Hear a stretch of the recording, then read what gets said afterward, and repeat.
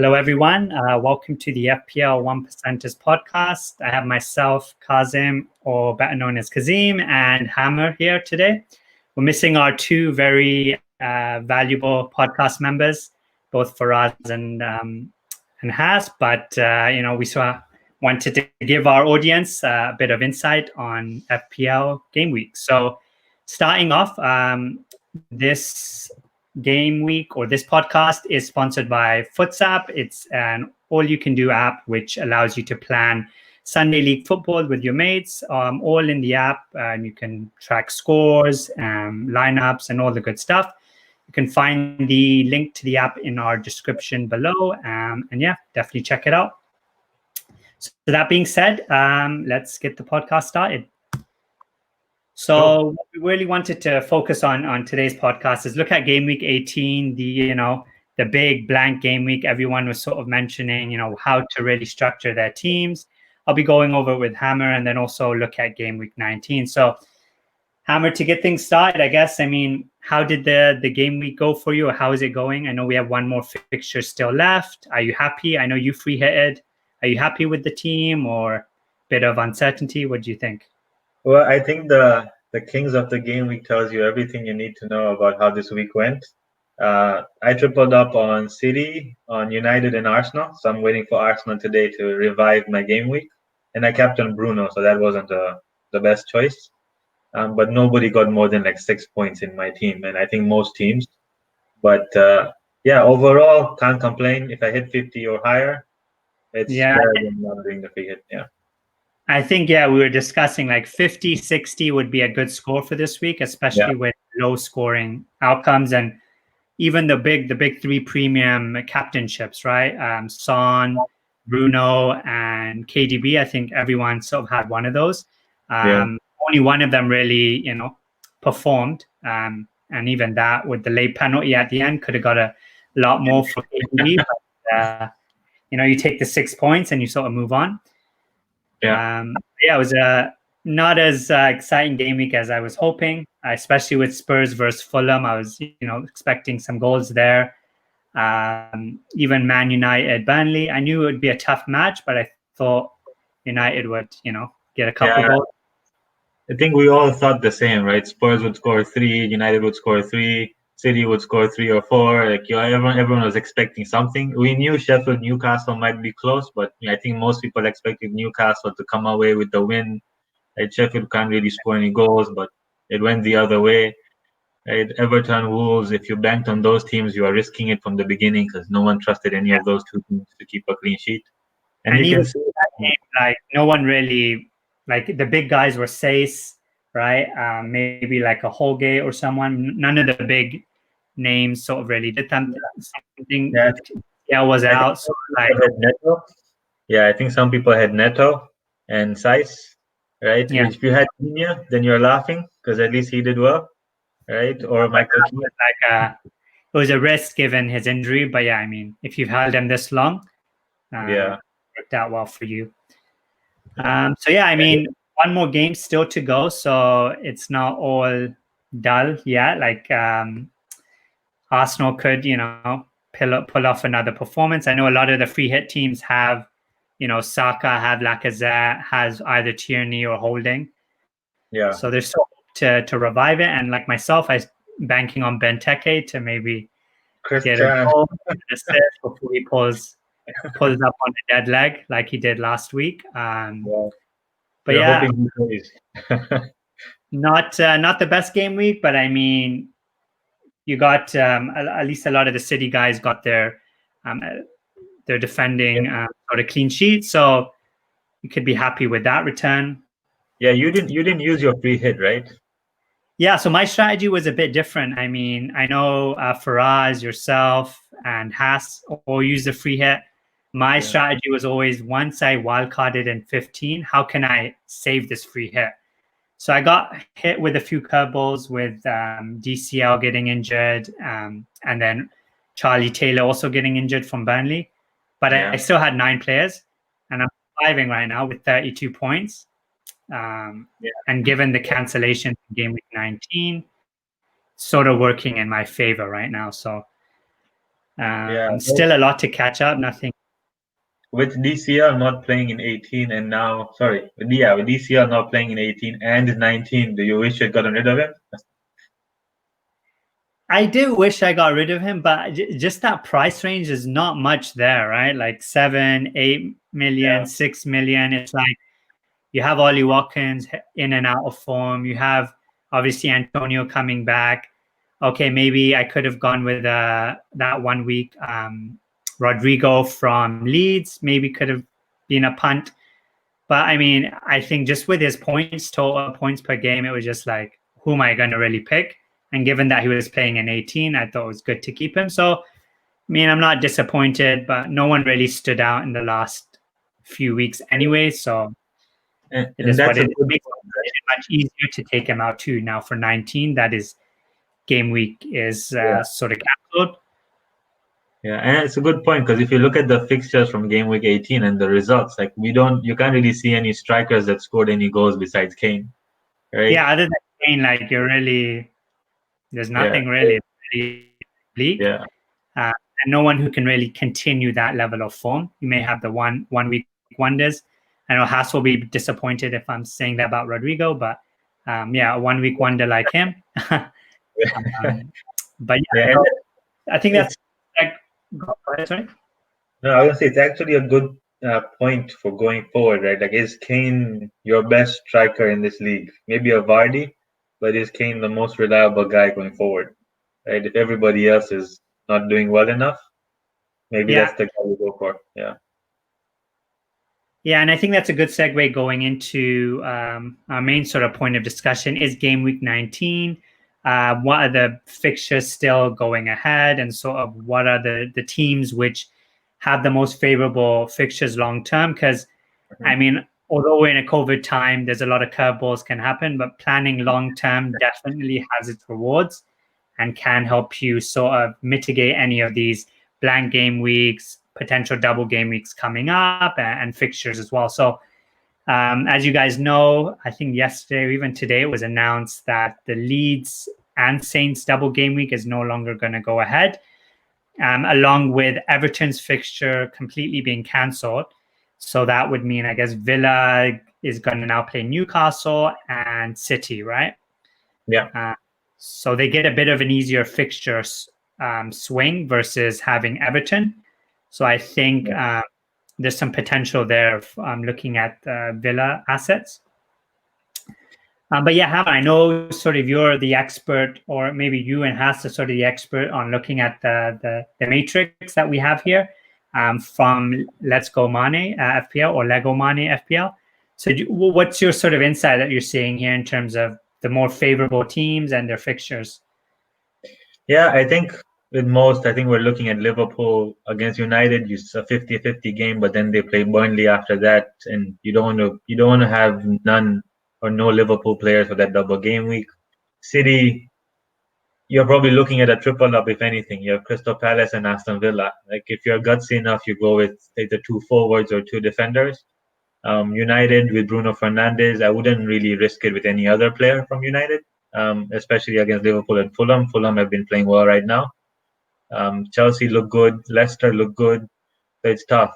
My key point here would be West Ham. I think West Ham against Burnley and West Brom, that's a good fixture list for their clean sheets at least. And you never know in terms of attacking returns if you have a Souček or an Antonio or something. But yeah, those are the teams that I think look good. Leeds look good, but not anymore. Yeah, the great thing about West Ham too is, I mean, I think it was the first half of the season they had like such a difficult run of fixtures. Yeah.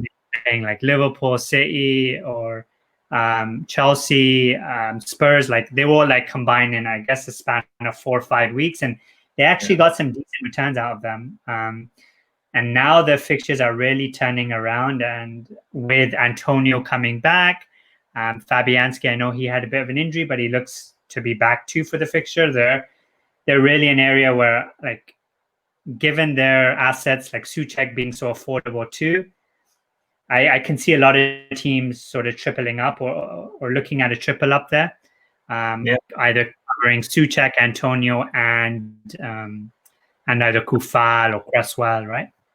Yeah, and it's something we said at the beginning of the season, right? That we saw like a glut of goals in the start, and then as we went through, we said, as teams start to fight it out for positions, the defenses will start to win, and you'll see more clean sheets. We saw that this week, right? And now we're looking at teams like West Ham, like Burnley, who defend a lot more than attack, that will do better over the next few weeks because their defenses will win you like the FPL game weeks, right? And you look at their fixtures, right? They play Crystal Palace and then Liverpool, but then they play.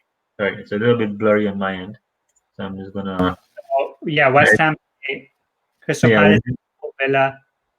yeah, they play Aston Villa, then they play Fulham, right? Like those are that's a good run of fixtures after the double game week. So if you bring in someone for the double game week, if you triple up on West Ham, you still have those players for the next 4 game weeks, right? The same with Manchester City, right? Leicester's fixtures also look pretty good. So if you have a Jamie Vardy, if you bring in Vardy for Kane, you're not too down about it because their next 4 fixtures against Everton, Leeds, Fulham, and Wolves, like that's pretty good. Yeah, yeah.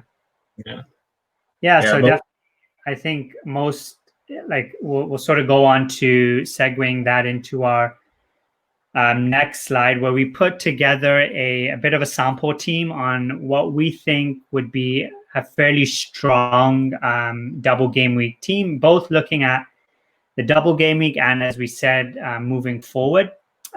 So this is, once again, like, there's a few must-haves I feel we have on this team, and then there's also a few little bit of a wild card picks, or a bit of a risky picks. So I know, Hammer, you sort of put this together, and I'm going to put this back on you again. But what's your thought process going into this team, and sort of, yeah, what's your game plan?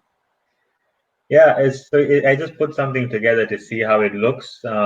Again, so right now I think the must-haves are, for me, it's Salah, KDB, and Fernandez. Those guys are a must-have.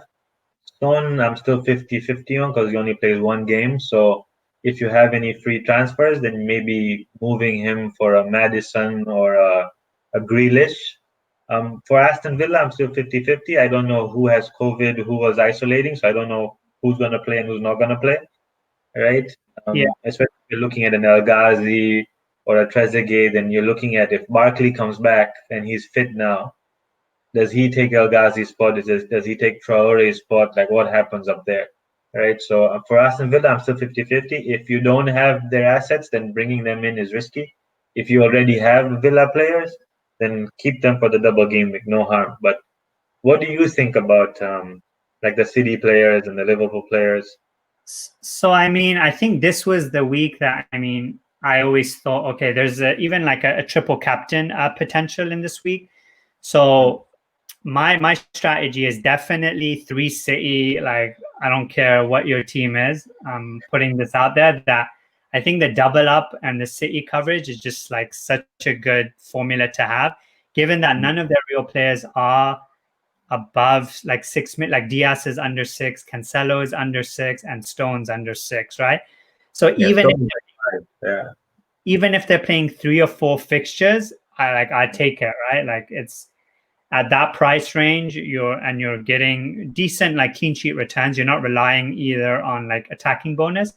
I think it is good to have at least, my opinion, you have to have 2, but I mean at least 1 for sure. And then KDB right now, it seems like the only asset. You could take a bit of a punt on Cancelo. I mean, sorry, on Foden. But once again, his sort of spot is sort of in and out, although he has had fairly good amount of fixtures. So what So about that's the strategy. what about Bernardo and Gundogan? Because they've looked really good over the last 5 game weeks. Yeah, I mean, see, the thing with me is just, once again, like, I've been banned so many times with the rotation, and I'm just seeing more consistency in his back line and more returns in his back line than I'm seeing attack wise. As you can see, like, against who did they play? They played, who was their game against again? Brighton? This week they played Brighton. Sorry, had a bit of a brain scram there. But yeah, they played Brighton, and that was a fixture you were expecting, like 3-4 goals, maybe at least a couple, and they almost got it, but you didn't get it just because they have a lot of creativity. They're creating a lot of chances, But until they have Aguero or an in-form Jesus, it's just a bit of a risk. And I know the creativity is there with Bernardo and Gundogan, but I see more potential in their defensive assets, and I'd rather double up there than double up in the mid. That's my opinion. And I think Yeah, I think because if people have like a Grealish and then Fernandes, De Bruyne, and Salah, if you're bringing in a Bernardo Silva or a Gundogan, then you'll need another fifth spot. That means getting rid of a defender or getting rid of a forward in your team. So I agree. But I do think Bernardo Silva has looked really good over the last few weeks. Like he's become sort of the connection between KDB and the rest of the forwards. Yeah. He's he had a couple of chances. He hit the post against Brighton. So I what think is it? 6 or is it? Sorry, his price. What is it? 6 million or? It was 6 million, but I can double check. Yeah, I guess 5-6 million range. So yeah, I mean it is or maybe closer to 7, but once again, nothing premium level. So it is probably like given their run of fixtures, I do see the upside to that. Like definitely, there's probably some attacking returns there. I mean, as much as it does go through KDB, he is going to need some sort of creativity as well from Bernardo, from Gundogan to sort of relieve the pressure from him. But he's 7.4, so he's closer to that premium than the cheap. Yeah. So I mean, if you're looking at like you said, like maybe you're not convinced on Grealish with the whole COVID situation, you don't want to take that risk. It is probably a good punt, but I just think long term, I'm always thinking long term. Do plan the fixtures, but his place could be a bit in and out, but definitely an option, I think, and a valid one. Go ahead. Sorry, just to add to your point there with Grealish, like their game with Everton got cancelled, so they have another double game week, right, coming up. So if you have a Grealish, you know you have 2 games this week. You have a potential another double game week coming up. So I would, if you're gonna keep him, then keep him because long term he's a very good option with the number of fixtures they have rescheduled. Yeah, exactly. Like he's once again, he is a streaky player. He does create a lot. But when he does hit, he'll get you like maybe, a double-digit haul every 3 weeks. I think that's sort of his magic formula. So definitely on the radar. So let's just do a quick run through of some of the other double game weeks. I know. So let's what would be your captain pick? I know you have it on KDB, but do you see any other potential? Would you risk maybe even one of the defenders? Yeah, so I was actually debating Cancelo because if you get 6 and 6, that's pretty much 2 assist returns for KDB, right? So I'm leaning KDB right now because I think he's the better option against Crystal Palace and Villa. But both are teams that technically can defend. Villa can defend, Palace can defend. So I think depending on what happens today, if Arsenal go and thrash Crystal Palace, then I'm leaning KDB. If Arsenal end up getting a 0-0 or Crystal Palace end up winning the game, I might lean Cancelo just because the 2 clean sheets and maybe if he gets a goal or an assist, who knows? Then there's a huge benefit there. But at the same time, like I would also be leaning Salah. It's been 3 games since he scored a goal. So against United, Liverpool versus United, big derby. I think Salah is just written for Salah to go crazy against United and Burnley. So if you're gut enough, I'm leaning Salah slightly. And so I know the other big name or the other 2 big names, I mean, we didn't mention is I think the Spurs assets, at least as a captainship, probably, although that fixture is very, very enticing, Sheffield United. I think just given that it's not a double game week, they've had a bit of a struggle in terms of being clinical. Son, Mr. Clinical sort of missed quite a few chances, hit a couple off the post. With Sheffield United getting their win, I don't expect them to win, but I think you have a better option in captaining the double game week guys. And I think another big name is obviously Jamie Vardy, right? He is playing Chelsea, and I believe who's the other guy that they're playing? They're playing Southampton. So with Southampton potentially having some players out, maybe. Do you see like an upside there? Do you think he's worth it? Yeah, if looking at the other teams, I'm actually leaning maybe towards like a Pulisic, right? Oh. So I think Vardy can be really good, but the way I see Vardy is I don't trust him to score 2 goals every game. He might score 1 goal and then blank in 1 week, and then 3 weeks later he scores another goal. Like Yeah. he's someone I would captain. I don't trust him. But like, so if I'm looking at Leicester, maybe Madison would be a better option because he plays right next to Vardy up top and he gets more involved.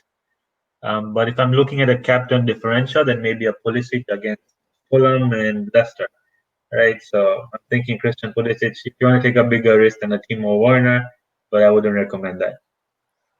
Yeah, I mean, there's like ample amount of options, and I wish we could really dissect each one. But I think, yeah, just focus on City, get some West Ham coverage in there.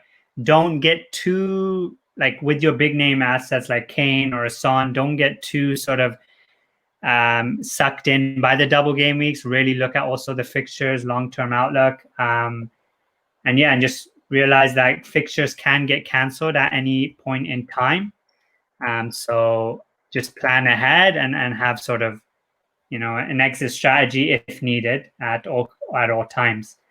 But Yeah, that's the key for this year, right? We have seen with COVID that fixtures keep changing, game weeks are not what we predicted, the free hit isn't as good as what everybody thought. So like you said, don't get too stuck in the double game week, right? If you have 5, 6, 7 players and the other players are still single game week but good players, don't worry too much about it. Like Spurs can still do well against Sheffield if they go and score 3, 4 goals. They could do better than the other double game week players. So don't get too stuck into it. Yeah, and I think one things you notice is when like the thing that I found the reason so this is sort of going on a side note, but I wanted to sort of bring up the point that with Spurs specifically, I think it helped Fulham. They didn't play in 2-3 weeks, right? Both their fixtures got cancelled, I think, back to back. So I think that should help sort of help them in that fixture. But with Sheffield United, I just feel like that's a good fixture. And I know it's only a single game week, but it's definitely not so drastic if you do captain Son or Kane as well, just for the one fixture. Yeah, I wouldn't do that because you're just on the one game. But if you do decide to do it, there's always a chance you could do well. Yeah, it's not advised. Once again, I agree, but definitely, I don't think it's worth taking any of them out. You could take a punt, like you said. I know a lot of the other sort of podcasters have suggested, potentially take a punt on Jamie Vardy for those 2 fixtures, double game weeks. But once again, you're running a bit of a risk of that, just that one fixture being an explosive fixture. You probably know about my history of taking out Son right before he hit 4 goals. So I'm always in fear of that. That's why I sort of recommend. So if you're keeping Son, then he's not going to score 4 goals. Yeah, I guess so.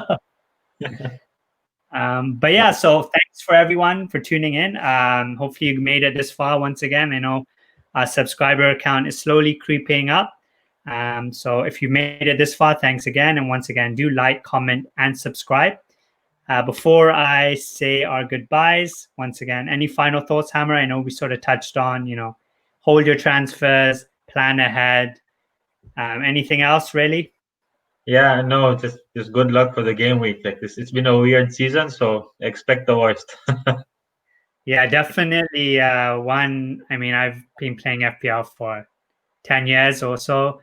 And yeah, definitely something that is just every day is I gotta, I got really probably my screen time on FPL is like 90% of my screen time just because of like the everyday updates. I'm constantly trying to plan ahead, saying that I'm trying to plan ahead to 2022. But yeah, it does feel like that sometimes that I'm looking at planning ahead, but it's just really hold those transfers. as long as you can. Yeah, for sure.